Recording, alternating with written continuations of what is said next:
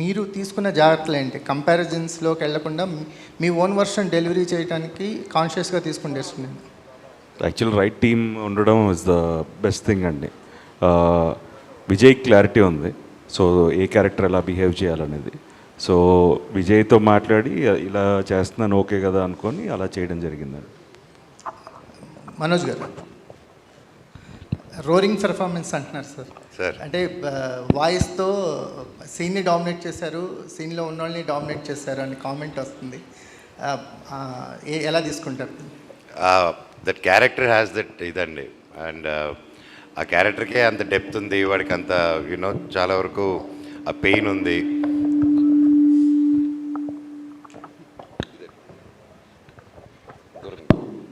ఆ క్యారెక్టర్కే డెప్త్, అంత pain Gajapati carries a lot, and ఆ బర్డన్ కూడా లాట్ కీప్స్ క్యారింగ్. సో అందుకని డైరెక్టర్ గారు డిజైన్ చేసిన విధానం ఎప్పుడు చూసినా గుర్ర ఉంటారు అనమాట. ఆర్ఆర్ కూడా అద్దరుగా అని పెట్టాడు. సార్ నాకు ఈ సినిమాకి నేను డబ్బింగ్ కష్టపడ్డంత ఏ సినిమాకే కష్టపడలేదు ఇప్పటివరకు నా కెరియర్లో.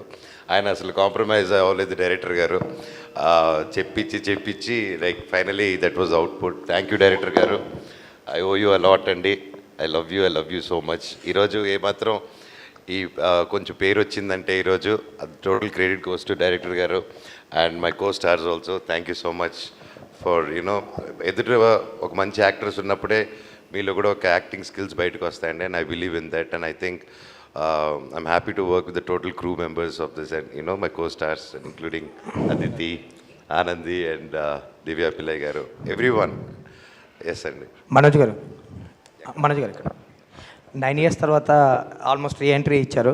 సో మీ పర్ఫార్మెన్స్ గురించి మాట్లాడుతున్నారు అందరూ, అండ్ మీకు వచ్చిన బెస్ట్ కాంప్లిమెంట్ ఏంటి? ఇండస్ట్రీలో కూడా మీరు చాలా ఫ్రెండ్స్ ఉన్నారు, మీకు చాలా క్లోజ్గా మూవ్ అవుతారు హీరోలతో గట్ట, అండ్ ఆడియన్స్ నుంచి కానీ ది బెస్ట్ కాంప్లిమెంట్ ఏంటి ఇండస్ట్రీ ఆర్ ఆడియన్స్? ఒకటని చెప్పలేనండి అలాగ ఒక్క బెస్ట్ కాంప్లిమెంట్ అని. ఓన్లీ థింగ్ యునానిమస్గా ఆన్ అన్ యావరేజ్ నేను వినింది వచ్చేసి we missed you a lot, and screen మీద వచ్చినప్పుడు ఇట్ వాస్ సో ఎమోషనల్ అని. And I'm really thankful.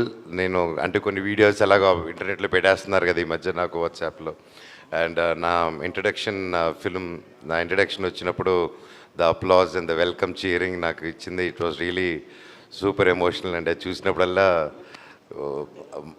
అది డిఫరెంట్ ఫీలింగ్ అండి, చెప్పలేను అది.